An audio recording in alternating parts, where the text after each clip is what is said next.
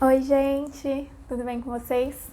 Bom, esse é o último vídeo da sequência Precisamos Falar sobre Privilégios, e nesse vídeo a gente vai falar especificamente sobre a questão da LGBTfobia, né? A gente vai falar sobre essas questões da homofobia, da transfobia, mas acho que assim, como em todos os vídeos, é importante primeiro a gente entender como que essas formas de preconceito elas vão surgindo, né? De que lugar que isso aparece. Um autor chamado Foucault, no livro A História da Sexualidade, ele vai afirmar que algumas práticas sexuais eram condenadas. Que práticas sexuais eram condenadas? Aquelas que iam contra a natureza. O que é uma prática sexual que vai contra a natureza? É uma prática sexual que foge daquela lógica do sexo para a procriação, né? Então, se a gente for pensar, toda forma de sexo que não era para procriar era considerada e condenável, né? Um outro ponto que as pessoas vão utilizar muito para justificar seus preconceitos é a Bíblia, né? É muito comum as pessoas utilizarem a Bíblia para justificar aí, a sua falta de respeito, a sua intolerância com os homossexuais.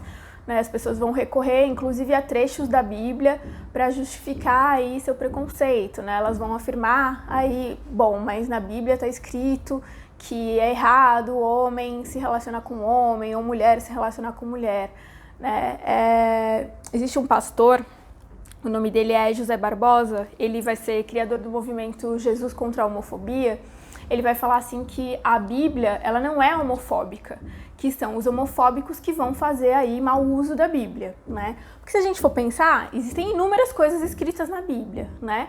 Agora, as pessoas, elas se apegam como o pecado maior de todos, né? Enfim, a questão da homossexualidade.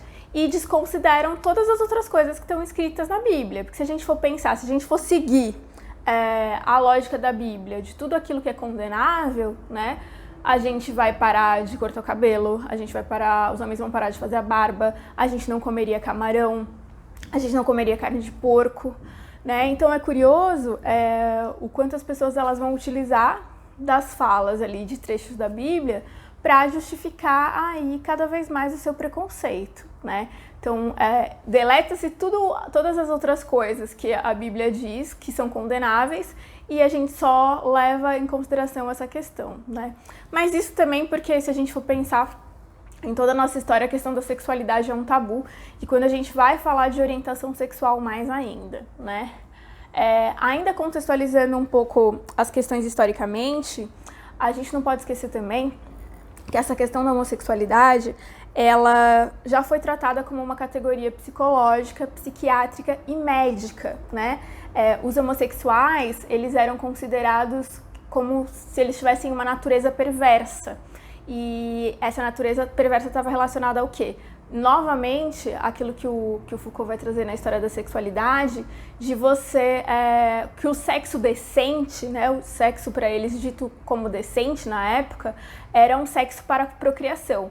Então, toda forma de sexo que fugisse daquilo, ela era intolerada, né? E aí, por isso, ela ia ser considerada, enfim, como um sujeito que tinha uma natureza perversa. Se a gente for pensar, a própria coisa, a questão do sufixo, né? Porque antigamente, hoje a gente fala homossexualidade, antigamente se falava homossexualismo, né? E aí, por que se perde esse sufixo aí, ismo, né? Porque o ismo, esse sufixo ismo, ele dá aí uma condição patológica, né? Então, se a gente for pensar historicamente, né, essa questão da orientação sexual, ela vai passar por uma questão religiosa, né, se a gente pensar aí no que eu trouxe aí com relação à Bíblia, mas mais do que tudo ela vai passar por uma questão que é uma questão moral, tá certo?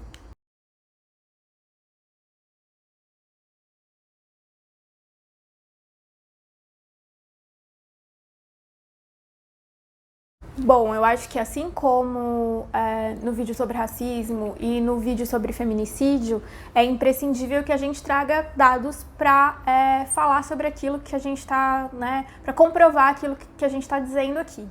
Então, gente, com relação às mortes de LGBTs, né, eu vou trazer alguns números para vocês e como a gente vai perceber, assim como nas outras situações, tanto do racismo como o feminicídio, como vai tendo aí um aumento progressivo de mortes relacionadas à questão ou da homofobia ou da transfobia. Então, em 2000, foram 130 mortes de LGBTs, né? 2010, 260. Então, a gente tem aí em 10 anos, a gente dobra esse número. Em 2012, a gente tem 338. Em 2017, 445, que foi o recorde de todos os anos. Em 2018, a gente tem 420. E os números totais de 2019 ainda não saíram, mas um levantamento inicial foi que de janeiro a maio de 2019, 141 LGBTs foram mortos, né? Isso quer dizer, gente, que a cada 20 horas um LGBT ele é morto por uma motivação que ela é homofóbica ou transfóbica, tá certo? Quando a gente fala da questão dos transexuais, especificamente, né, a questão ela também não é diferente, né? A gente teve aí de 2018 a 2016 868 transexuais assassinados. A gente em 2018 teve 163 transexuais assassinados, né? O Brasil, ele é o país que mais mata transexuais no mundo. E uma coisa que eu acho muito curiosa e que faz a gente pensar um pouco sobre toda a hipocrisia acerca dessas questões de orientação sexual, de sexualidade, porque ao mesmo tempo que é o país que mais mata transexuais no mundo, é o país que mais consome pornografia transexual, né? Então isso é muito contraditório, né, se a gente for pensar, mas isso entra naquilo que eu falei para vocês, nesse discurso da moral, né? Então, ao mesmo tempo que a gente está matando, a pornografia que ela é mais consumida no Brasil é a de transexuais, né? Outro dado importante, que foram informações do Ministério da Saúde de 2017, é que 11 pessoas trans são agredidas no país a cada dia.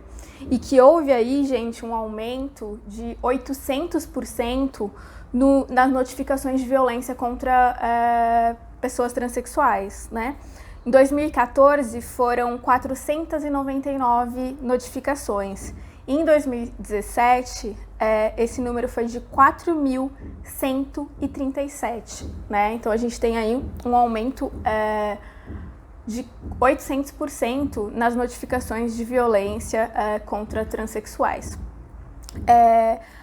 Assim como a gente vem discutindo com relação, a gente trouxe essa questão do feminicídio, é indispensável que a gente pense, óbvio, políticas públicas para, enfim, amenizar essas questões, para trabalhar diretamente com essa população.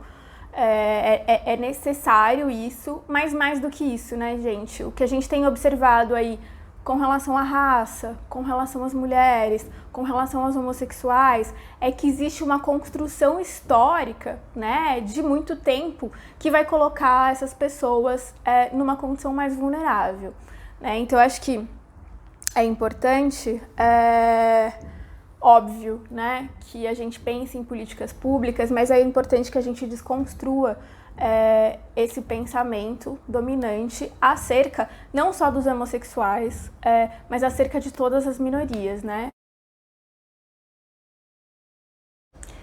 Então eu acho que é necessário a gente retomar aquilo que foi dito no primeiro vídeo, né? Sobre que numa sociedade racista ser branco é um privilégio, que numa sociedade machista ser homem é um privilégio, que numa sociedade homofóbica ser heterossexual é um privilégio. A gente não pode esquecer de olhar para os nossos privilégios e entender, por exemplo, que tem opressões que algumas pessoas vão sofrer que eu nunca vou saber o que elas são.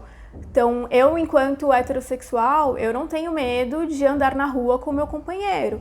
Já uma pessoa que é homossexual, ela tem esse receio, né? Da mesma forma, um homem negro, quando ele tá andando, ele sofre uma abordagem policial, né? Ele tem o mesmo receio de um homem branco, né? Alguns de vocês até vão falar assim, é tudo igual, enfim. E eu acho que quando a gente fala esse discurso de é tudo igual, a gente fala desse discurso de mimimi, a gente tá diminuindo a opressão que o outro sofre. Né? Porque eu, por exemplo, eu posso falar aqui tranquilamente sobre os riscos de ser mulher, eu posso falar sobre situações de machismo que eu sofri, né? Mas eu não posso falar sobre homofobia, porque eu sou heterossexual. Então a gente tem que entender o nosso lugar de privilégio. E eu fiz uma atividade em sala de aula que ela foi muito importante. Eu acho que para a gente ter um entendimento dessa questão dos privilégios. Acho que se vocês buscarem no YouTube, vocês vão achar exemplo, ou no YouTube, ou até mesmo no Google, né, exemplos de perguntas, que é uma atividade que chama Corrida dos Privilégios, né? As pessoas, elas são colocadas ali em fila e elas vão respondendo perguntas. E aí, conforme a resposta delas é positiva ou negativa, elas vão avançando ou retrocedendo ali naquela corrida. O primeiro semestre que eu fiz essa corrida, quem ficou em último lugar? Ficou em último lugar uma mulher negra, um homossexual negro e um transexual negro, né? A gente está falando aí de minorias, né? Na segunda vez que eu fiz essa atividade, eu tive uma sacada que foi de colocar os negros para saírem na frente da corrida, né? Botei os negros para sair na frente. Quem terminou a corrida por último? As mulheres negras, né? Porque aí a gente está falando de duas condições de minoria, a questão de ser mulher e a questão da negritude. Na outra vez que eu fiz essa corrida, quem ficou por último nessa corrida? Uma mulher negra e homossexual, né? A gente tem aí as três questões que a gente está trazendo aqui, né? A questão da raça, a questão de ser mulher e a questão da orientação sexual. E não me surpreende, acho que não surpreende as pessoas que ficaram no final da corrida, estarem no final da corrida, mas foi uma grande surpresa para as pessoas que estavam à frente, porque elas nunca pararam em nenhum momento para refletir sobre os seus privilégios. Então eu tive situações de alunas ou alunos heterossexuais, brancos, mulheres também brancas, de sentirem um incômodo tão grande de olhar para trás e ver aquelas pessoas todas lá atrás, né? Só que elas começaram assim, mas professora, como assim? Isso é um privilégio, né? Então, acho que a nossa primeira questão é começar a entender quais são os nossos privilégios, né? E aqui a gente está trazendo 3 deles, né? Que é, numa sociedade machista, ser homem, é um privilégio. Numa sociedade homofóbica, ser heterossexual é um privilégio. E numa sociedade racista, ser branco é sim um privilégio, tá certo?